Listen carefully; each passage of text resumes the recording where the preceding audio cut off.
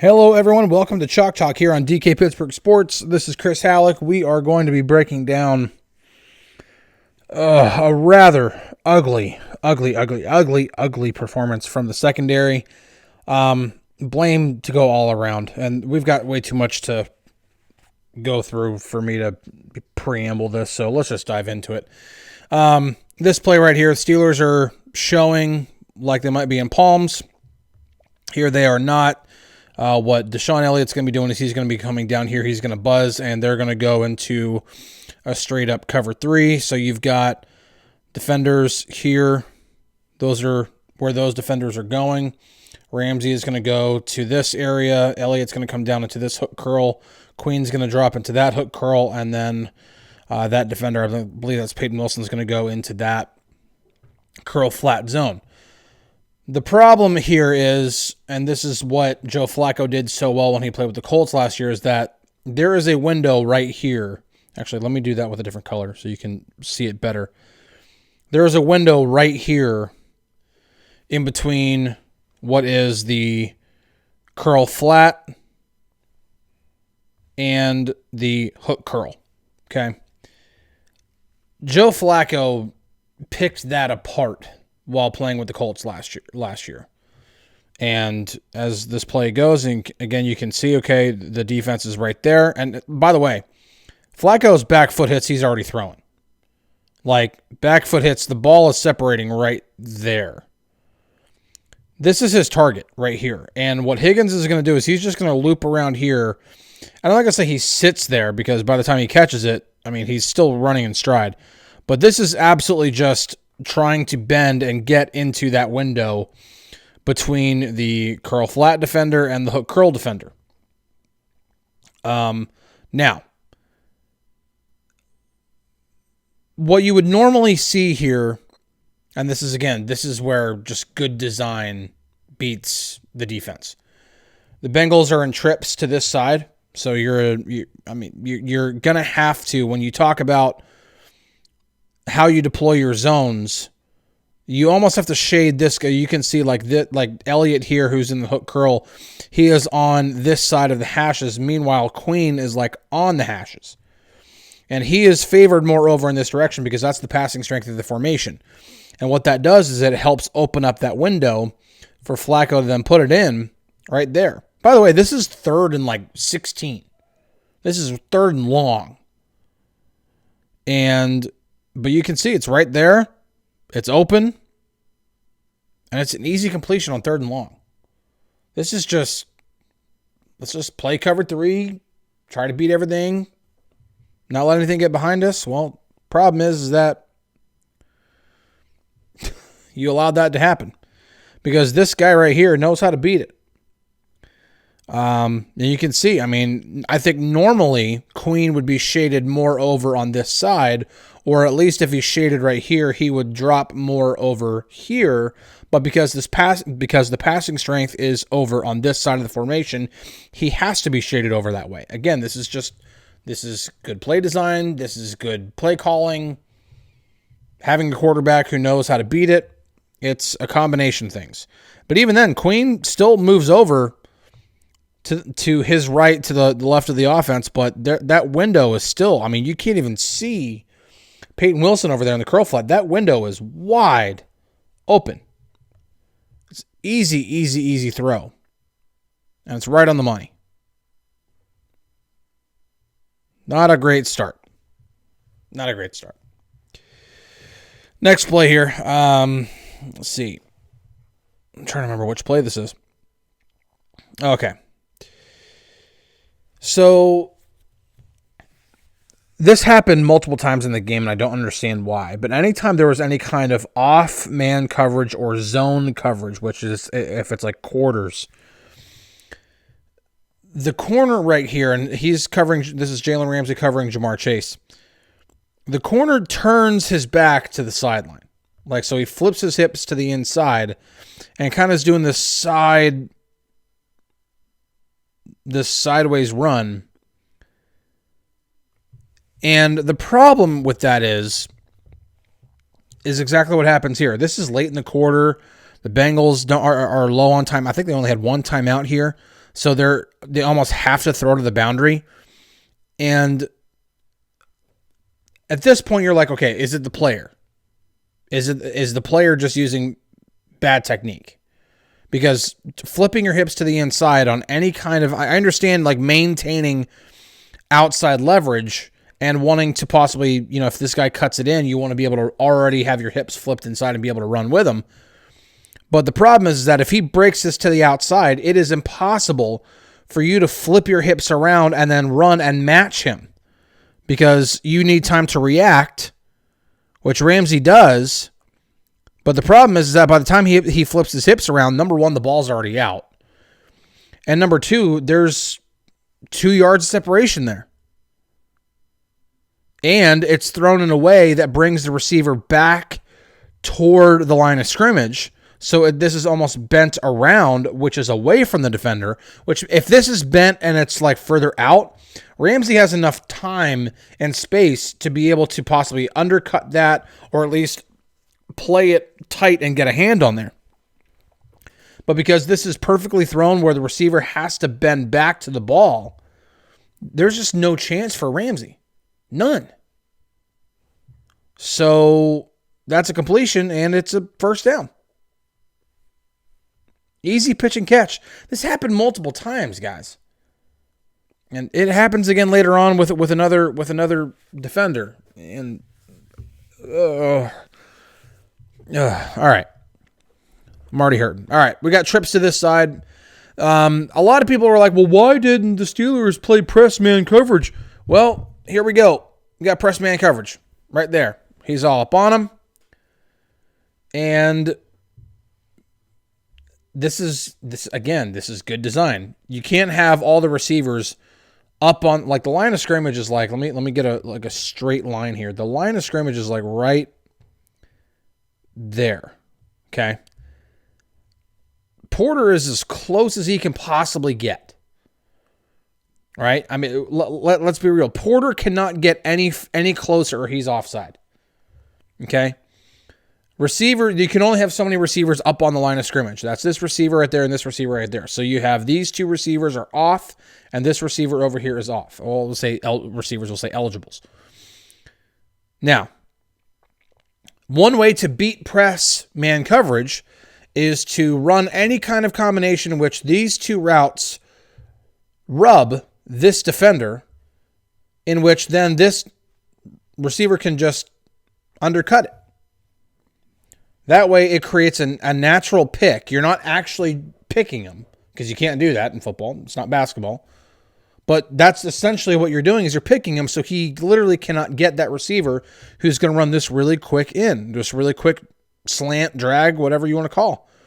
And you can see it. Outside release from the number 2 here. He doesn't do anything illegal. He runs right at the defender, but he just, hey, I'm just running a route here. There's nothing illegal going on. He doesn't initiate contact.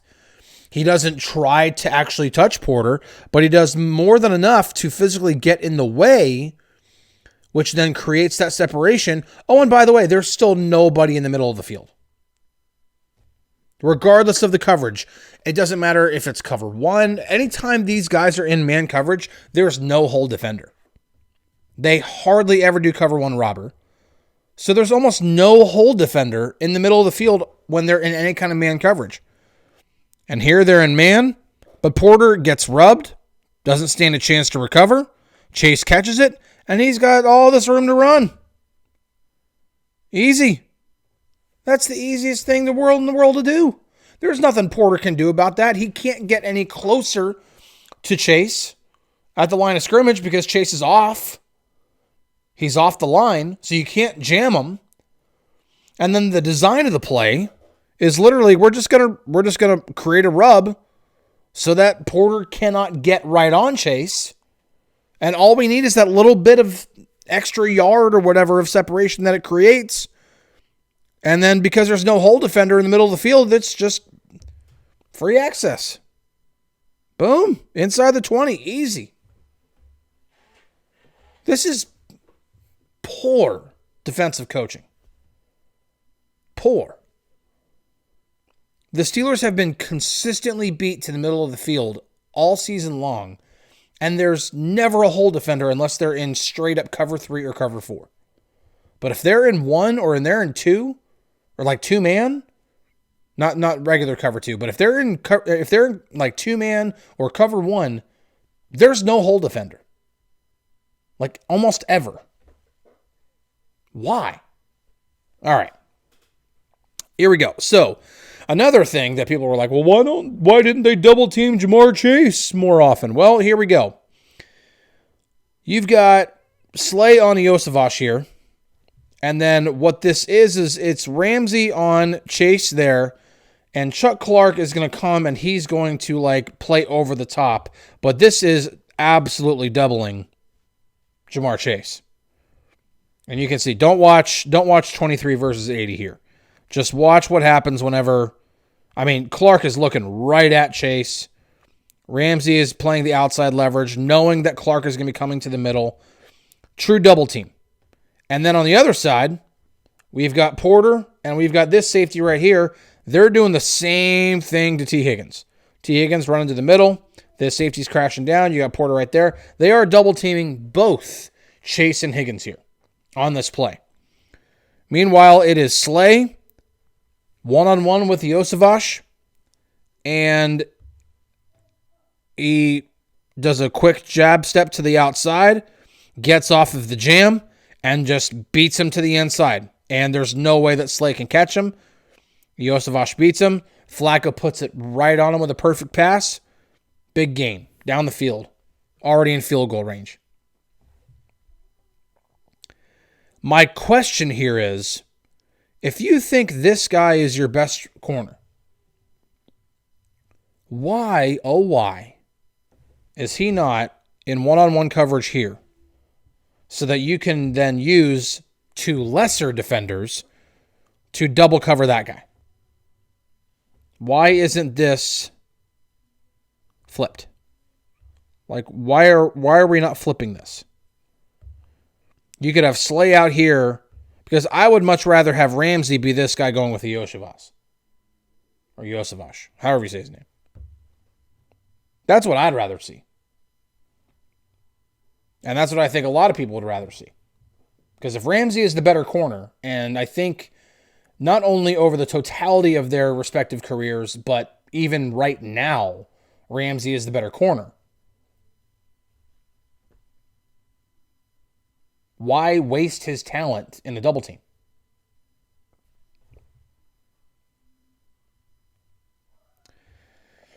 All right. So remember how we talked about the rub and how that affects man coverage? Okay, well, so here the Bengals are going to move a Kovacevic out to the outside. We got another trips here. Now, even though Ramsey moves in motion with Kovacevic, it looks like the Steelers are actually banjoing this, or maybe this is straight up man, but they are banjoing this right here. So whichever receiver goes to the inside, Ramsey's going to pick up. Whether that's this guy if he stays to the inside, or I say Ramsey, I meant Slay. This Slay is right there. Slay is responsible for whichever route breaks to the inside. This defender, I believe it's Sean Elliott, is responsible for whichever of these two run a route to the outside. The problem is that Slay can't do anything when he's put on his back. Higgins just bullies him off the line of scrimmage. And again, I'm looking at Elliott and the way he's playing that. It's making me think that he is thinking about T. Higgins possibly breaking to the outside. He's reading whatever's going to the outside. Fant just runs right under that. And it's a touchdown. I have nothing else to add. All right, so remember, okay, we're going to go back to this whole Jalen Ramsey playing with his back to the sideline thing. Well, here we are. Steelers are in cover 4 again. This pretty much is just match. You're matching the eligible to your side, and Porter is, again, he's backpedaling as this is like the ball's being snapped, which is letting you know, number one, it's not press man. And In cover 4, you are playing zone, but it's with man principle. So you're reading what your eligible is doing. If he runs at you, you pick him up, you latch onto him as if he's man. If he breaks a route to the inside or to the outside or whatever, you can either come down into the box or you can help over the top or whatever you're coached to do. There's a number of different things that the quarter defender there can do.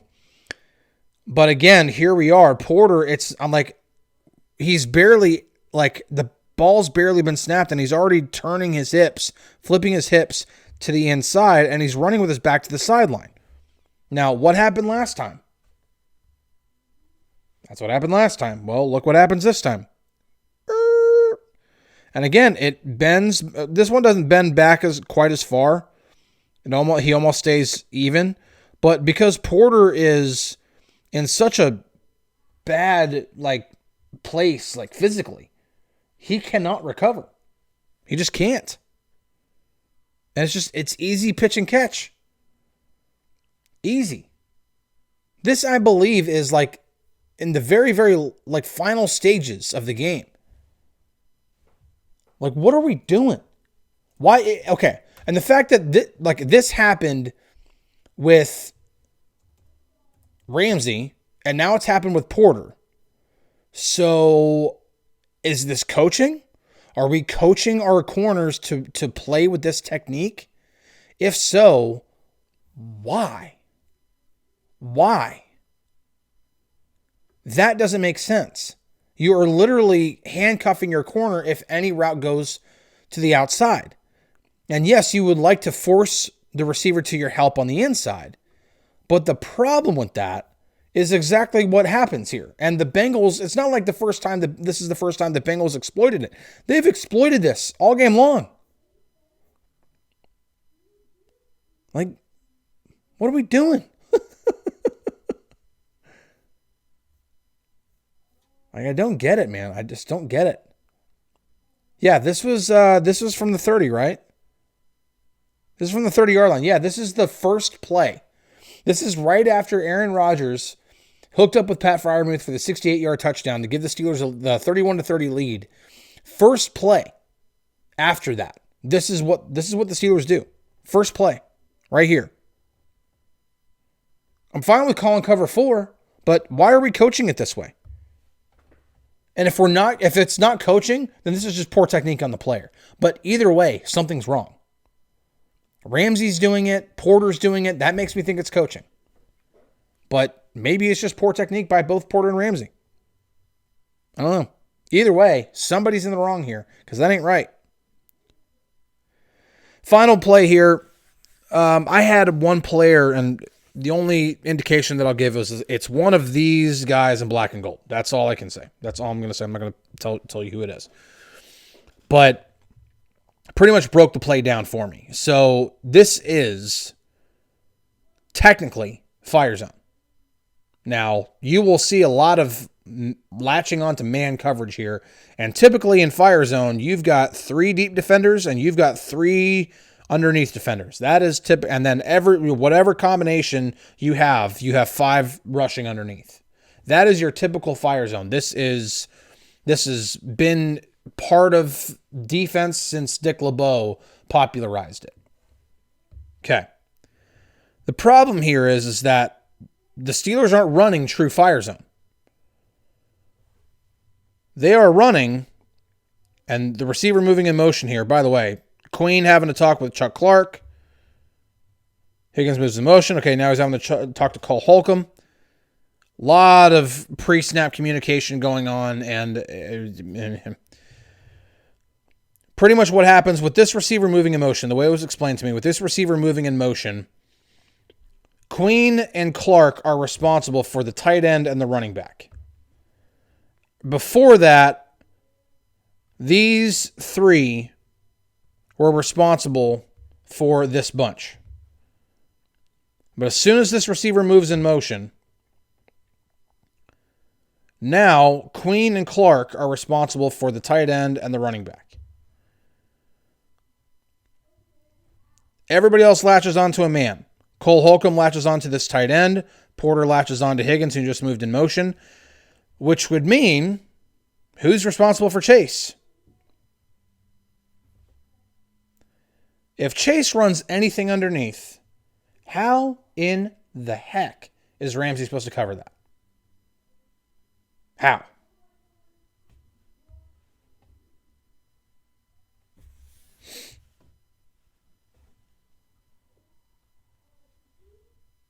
No, the sound didn't cut out. I'm tired. I don't have any words for it. How is Ramsey supposed to come in and cover that? And yes, by the way, confirmed to me by, like I said, one of these 11 players. Ramsey was the one responsible. My question is, how? How is he supposed to cover that? Is it not communicated to him that he's got to cover him? If it's not, then that's bad. If this is just the design of the defense, that's terrible.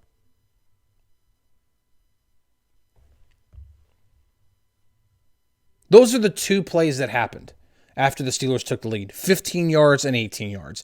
And neither one were made to be contested whatsoever. The issues here go beyond, like, it's across the board here. Slay getting bullied and beat. Ramsey, he was mad at himself after the game. Like, he was mad at himself. And maybe the whole playing with the back to the sideline thing isn't coaching. Maybe it is on the players. And if it is, shame on the players. That's bad technique. But a lot of what I'm seeing here, coaching and schematics are a major problem. And Zach Taylor took full advantage of it. So they got to get this fixed, man. And maybe the mini-bye will do it. I don't know. But they got to get this fixed because this is not a way to play defense. It's just a true mess. You can have all the talent in the world, but if this is the way you're deploying your talent, you're going to continue to get beat. So that'll do it for this episode of Chalk Talk. I hope you guys made it all the way through. Really appreciate you being patient. I know that was a lot to go through, but definitely wanted to try to hit on several of the issues here. And the thing is that, you know, it's not like I just showed you a whole bunch of plays and they were just running cover 3 the whole time or cover 4 the whole time. They tried a number of different things. They tried double teaming. They tried man. They tried zone. They tried cover 3. And the thing is that they tried so many other coverages in this game that aren't even in this clip. They threw the kitchen sink at Zach Taylor, but I don't think it was like done in a way where there was like a purpose behind it. It was just like, oh, well, the cover 3 didn't work. Let's try cover 2. Cover 2 didn't work. Let's try cover 1. Cover 1 didn't work. Let's try fire zone. You know, just whatever it is. You know, it just, there was no rhyme or reason to it.